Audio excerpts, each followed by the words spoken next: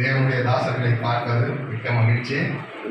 என்னுடைய அதிகமாக படித்தவர்கள், அதிகமாக ஞானம் உள்ளவர்கள், அதிகமாக தகுதி உள்ளவர்கள், நாங்கள் ஒன்றுக்கும் தகுதியற்றவர்கள், ஆனால் பேதைகளை ஞானியாக்குகிற ஆண்டவராக இயேசு கிறிஸ்து. ஒரே ஒரு பாடலை பாடி நான் அந்த கடவுளுடைய வழியை குறித்து பேசும்படிக்கின்ற வாய்ப்பு தந்ததுக்காக அந்நேர போதகரையாகவும் அமர்ந்து கொண்டிருக்கிற கடவுளுடைய சேவை செய்யும் மனிதர்களுக்கும் நான் நன்றி தெரிவிக்கிறேன்.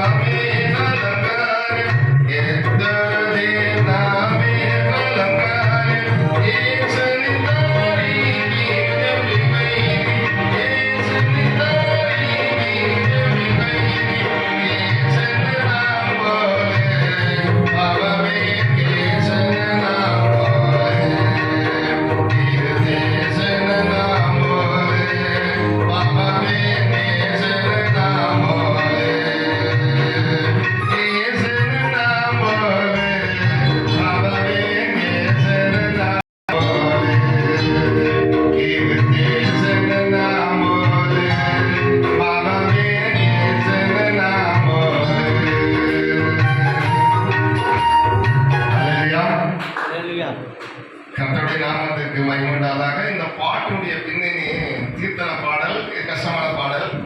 ஆனா இந்த பாட்டு ஒரு அரசருக்கு முன்பாக அவர் பாட சொன்னாங்க. அந்த அரசருக்கு முன்பாக போயிட்டு அரசர் பிறந்த நாளை குறித்து தான் புகழ்ந்து பேச வேண்டும் அப்படின்னு அவர் ரட்சிக்கப்பட்டதுனால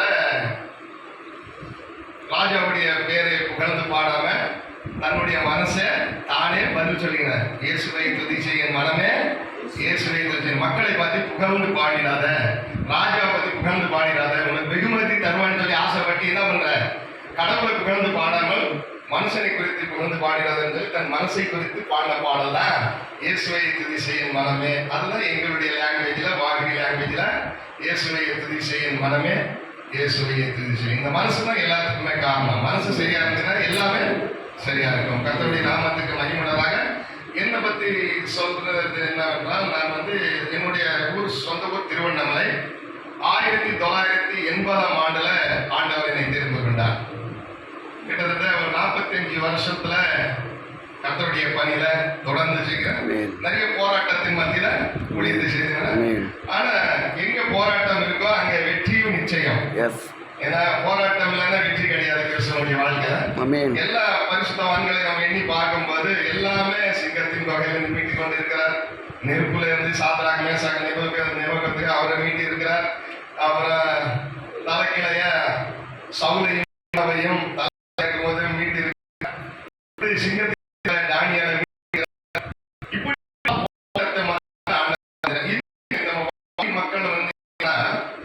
மக்களை பத்தி நிறைய வேதத்தை சொல்லப்பட்டிருக்கு. ஐயா சொன்ன மாதிரி ஒவ்வொரு நிறைய பாயிண்ட் உள்ள இருக்கு. அவருக்கு கொடுக்கப்பட்ட டைம்ல அது பேசினாரு. ஆனா என்னன்னா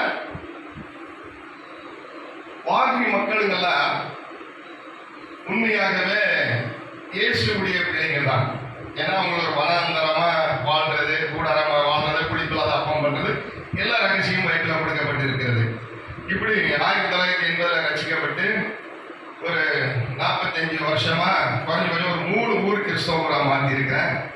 ஒரு 2000 பாக்கி மக்களை கிறிஸ்தவரை மாற்றிருக்கிறேன். ஒரு 12 ஊழியக்காரனை மாற்றிருக்கிறேன். இன்னைக்கு பல இடங்களில் சுவிசேஷ ஊழியமாக செய்து வருகிறேன். கடவுள் ஒரு 14 மொழியில எங்க லாங்குவேஜில் பாடல்களை பாட தேவன் உதவி செய்திருக்கிறார். இப்படி எனக்கு ஒரு மகன், ஒரு பொண்ணு, ஒரு பையன், 2 பேருக்கு மேரேஜ் ஆகிவிட்டது. இப்படி பல பகுதியில் தேவனுடைய ஊழியத்தை சிறப்பாக செய்து வந்து கொண்டிருக்கிறோம். என்னுடைய அன்பு சகோதரர் எபினேசர் ஐயாவும் நம்ம இன மக்கள் மத்தியில் சிறப்பாக இறை சேவை செய்து வருகிறோம். இன்னும் இந்த தேசத்தில் குறைஞ்சபட்சம் ஒரு 2-3 லட்சம் பேர் எங்க இன மக்களுங்களா இருக்கிறாங்க. அவங்களெல்லாம் ரசிக்கப்படும். அதுக்காக நீங்கள் ஜெபம் பண்ணுங்களுக்காக அதிக நேரம் ஒற்றுமை இல்லை. அதாவது சாமி கும்பிட்டாலும் தனியாக கும்பாருக்காது. ஒரு வீட்டுக்கு ஒரு தரங்கடா வச்சுருப்போம். ஒரு வீட்டுக்கு ஒரு தரங்கடா, அது ஒரு ஆளுக்கு ஒரு சாமி. அந்த சாமி பேரெல்லாம் சொல்லணும்னா தாதாஜி, தேங்கப்பன், ததீஸ்வர், பவானி, சேலாமா, யகாபடி, பாக்கராஜ், இப்படி அதனுடைய நாமங்கள். அப்புறம் நந்த நாமம், ஞானி, பாலு, சாலு, பிதம்பர், கேதோதார், எப்படி. ஆனால் இருந்தாலும் அவங்களுக்கு அவங்களே ராஜாவா வாழ்றாங்க. கீழ்படிஞ்சு ஒருத்தருக்கு அடிமையா வாழாத ஒரு இனம். ஏன்னா அடிமைத்தனம் பிடிக்காம வாழுகிற ஒரு ஜனங்க. ஆனா இருந்தாலும் எங்க மக்களுக்காக அந்த காலத்துல ஜெபம் பண்ணோம். பல ஊழியக்காரர்கள் எங்களுக்காக பிரயாசப்பட்டு நிறைய காரியங்கள் எல்லாம் வேண்டுதல் செய்திருக்கிறாங்க. இன்னைக்கு பல பகுதியில் அதிகபட்சம் தமிழ்நாட்டில் நிறைய பேர் ரசிக்கப்பட்டிருக்கிறாங்க. நம்மளுக்கு தெரிஞ்ச வரைக்கும் ஒரு 30 பேர் ஊழியக்காரன் நாங்கள் கான்ஃபரன்ஸ்லவே இருக்கிறோம். எல்லாமே சபை வச்சு நடந்து கொண்டு இருக்கிறாங்க. நிறைய பேருக்கு தெரியாது. ஆனால் கடவுள் சொன்ன மாதிரி மீனுக்கு அடுத்தது வேட்டைக்காரன் தான் அனுப்பன்னு சொன்ன மாதிரி மீனவர் நீங்க இன்னைக்கு நீங்க சும்மா இருந்தால் கல்லுகள் எல்லாம் போய் பேசுமன்ற மாதிரி நிறைய சும்மா இருக்கிறாங்க. நாங்க இந்த கல் சாமி கும்பிட்டவங்க எல்லாம் இப்ப கல்லை படைத்தவரை கும்பிட்டு இருக்கிறோம். ஏன்னா அவர் அழைத்தவர் உண்மை உள்ளவர். அவர் கொஞ்சத்துக்கு உண்மையா இருந்தால் நான் உன்னை அநேகத்தின் மீது அதிகாரியா வைப்பேன் என்றார். அவர் நம்மளை எதிர்பார்க்கறது நம்மகிட்ட உண்மைதான். உண்மை என்ன போதும், முதல்ல என் பின்னே வாருங்கன்னு தான் சொன்னார். நம்ம உலகத்தின் பின்னே போறோம், பணத்துக்கு பின்னாடி போறோம். எங்க பேகு பிரியாணி எங்க போறாங்களோ அங்க போய் கொண்டிருக்கிறோம். ஏசா கூடுகிட்ட கதை தான் நமக்கு அதை ஓடிக்கொண்டிருக்கிறது. அதனால உட்காந்து ஜெபம் பண்ணனா காக்கா மாதிரி என்ன பண்ணுவார் கடவுள் அனுப்பி நம்மளுக்கு அரண்மனையில் கிடைக்கிற உணவு நம்ம வனாந்தரத்தில் நம்ம திருச்சபையிலே கிடைக்கும் என்றதான் என்னுடைய ஒரு ஆதங்கத்தினுடைய வார்த்தை. அதனால கடவுள் இருக்கிறவராகவே இருக்கிறார். இந்த நாளில் இந்த நல்ல வாய்ப்பு தந்த என் வாசல நிறைய பாடல்கள்லாம் இருக்கு. அந்த பாடல் பாடல் சமயம் இருக்காது, இருந்தாலும் ஒரு பாடலை பாடுறேன்.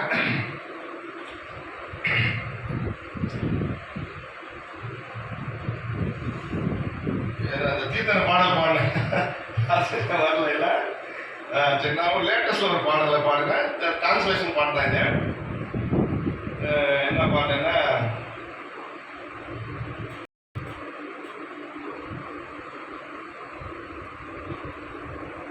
வந்தேன். அந்த பாடு என்னுடைய லாங்குவேஜில் மொழி மாற்றி பாடுகிறேன். உண்மை நம்பி வந்தேன். துணை நம்பினாயோ மனசார